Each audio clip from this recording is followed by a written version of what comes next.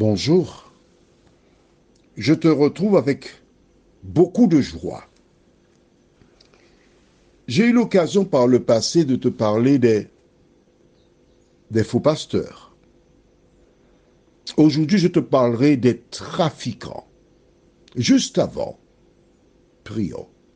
Notre Seigneur et notre Dieu. Combien nous sommes heureux de tourner nos regards vers toi, la source de notre vie. Merci pour le Saint-Esprit qui nous conduit dans toute la vérité. Merci pour les solutions que nous avons en toi. Merci pour la parole qui sauve. Nous t'en prions au nom de Jésus et pour ta gloire éternelle. Amen. Nous avons une vidéo où un certain homme qui se fait appeler pasteur a convaincu certaines personnes de jeûner et de prier pour le retour de Jésus. Et ces personnes qui ont entendu ce prédicateur enflammé, qui touchait leur cœur, ont décidé de rester sans manger. Écoute bien ce que je te dis. Écris ça dans le cahier. Oui, le cahier de 300 pages. Écris. Quelque chose de simple comme bonjour monsieur, bonjour. Pardon. Je demande pardon. Bonjour madame, bonjour monsieur. D'accord? Femme, je vous aime. D'accord, j'ai commis une erreur. J'ai demandé pardon. On a fini? Tu me pardonnes? Magnifique. Que ferais-je sans toi? Je t'embrasse. Voilà ce que tu dois écrire dans le cahier. Et n'oublie pas ça, non? Tu es prête? Tu es prêt? Toute personne qui ouvre une église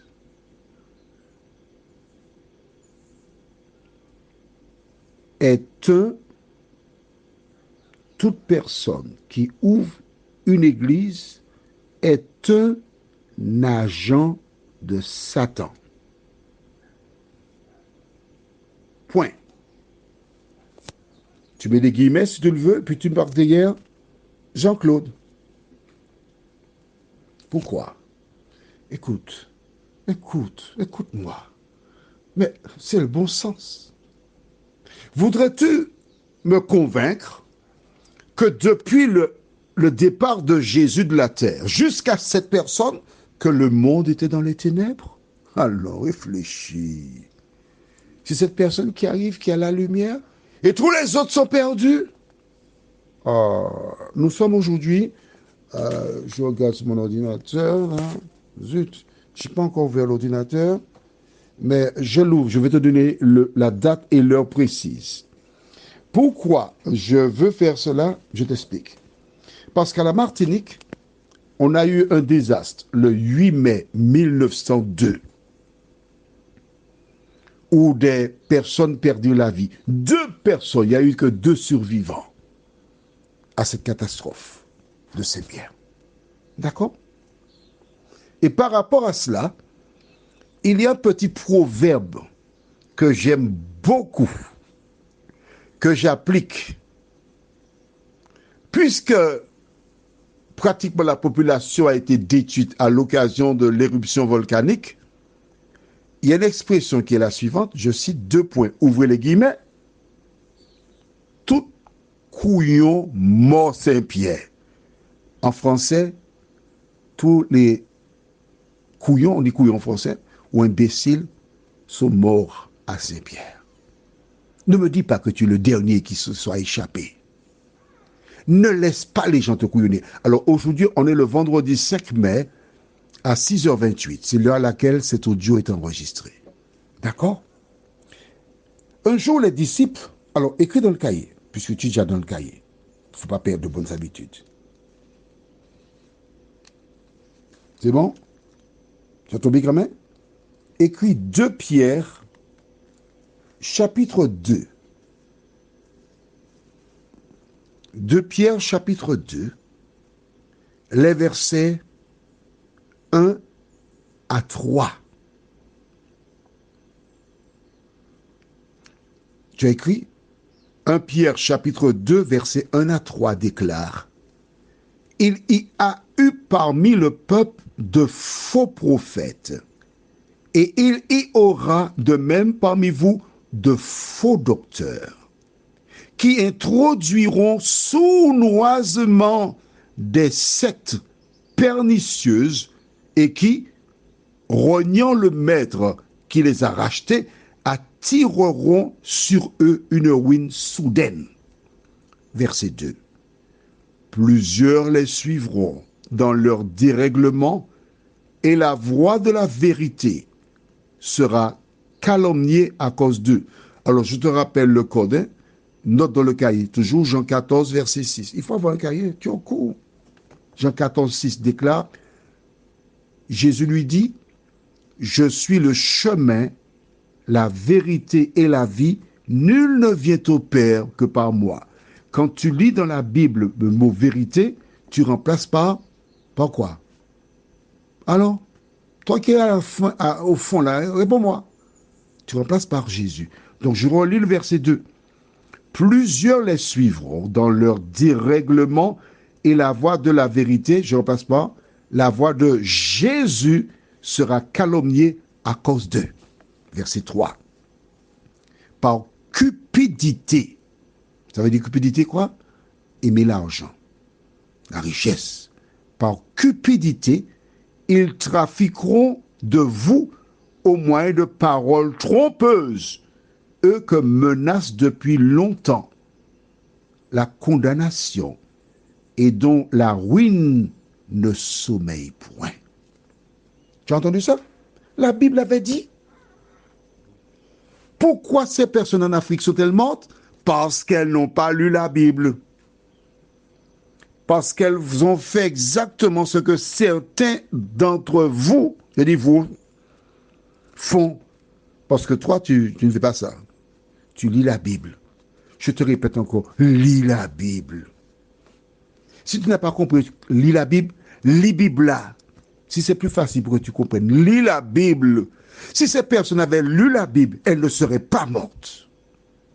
Un jour, les disciples posèrent à Jésus une question.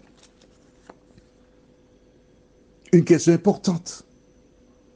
Une question fondamentale. Parce que ces personnes avaient accepté l'idée que Jésus meure et qu'il s'en aille. Mais elles voulaient voir Jésus à nouveau. Et nous lisons dans le livre de Matthieu, chapitre 24, les versets 1 à 5, ce qui suit.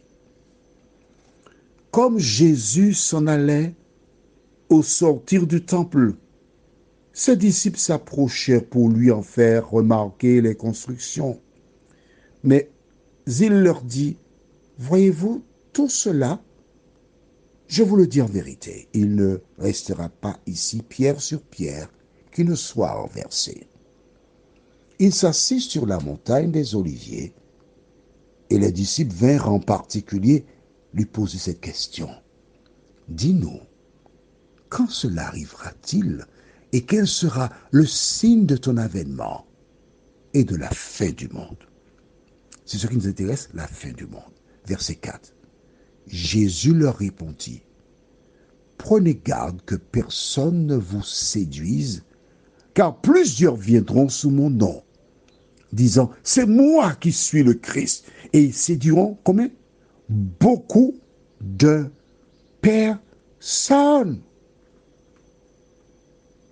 Verset 11, même chapitre. Plusieurs faux prophètes s'élèveront et ils séduiront beaucoup de personnes. Est-ce que tu vois que la Bible avait déjà averti? Toi qui écoutes cet audio, tu fais partie d'une communauté où vous êtes que 50. Vous êtes 300. 400 peut-être. Mais ta communauté n'est reliée à aucune autre communauté dans le monde. Elle est qu'à la Martinique, ou qu'en Guadeloupe, ou qu'en Guyane ou qu'en France, dis-moi, sois honnête. D'accord, tu es bien, tu te sens bien, la fraternité, puis ce qu'on dit.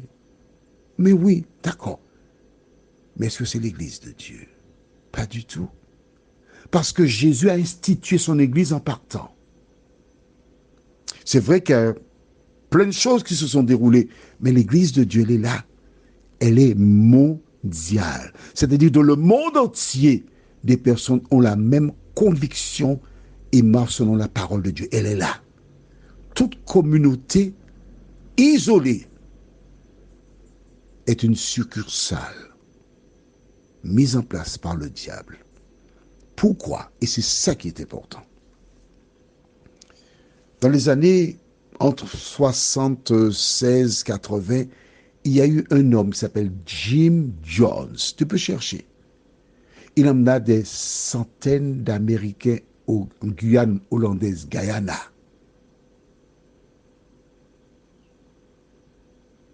Et plus de 900 personnes ont été tuées. Tu as entendu parler de mouvement du temple solaire et d'autres scandales. Pourquoi? Je vais t'expliquer maintenant pourquoi ces petits groupes existent. Le diable envoie ses agents pour détourner. Beaucoup de personnes sont spoliées. Que se passera-t-il? Il inspirera des chefs d'État à mettre en place une organisation et on imposera une religion d'État. Mais oui, afin d'éviter les dérives. Voilà à quoi servent ces petites personnes qui ouvrent le petit église à gauche, à droite. Disqualifier, détruire, pousser l'opinion publique contre la foi. Mais toi qui m'écoutes, n'oublie pas, si tu lis la Bible, on ne pourra jamais te tromper. Prions. Seigneur, merci pour la parole. Grâce à la parole, nous comprenons les faits qui se déroulent sous nos yeux. Aide-nous, Éternel, à lire la Bible. Et si une personne ne comprend pas, elle peut sans aucune difficulté gratuitement envoyer un message par WhatsApp. Fortifie tes enfants et que le Saint-Esprit scelle la parole dans nos cœurs, nous t'en prions. Au nom de Jésus et pour ta gloire éternelle. Amen. Je te souhaite une bonne journée. N'oublie pas, si tu es dans un groupe isolé, si ta maman, ta soeur, ton frère, un ami, donne-lui l'occasion d'écouter cet audio. Envoie pour lui. Envoie pour tous tes amis. Ça permettra d'éviter des dérives et des pertes. Que Dieu continue de te bénir.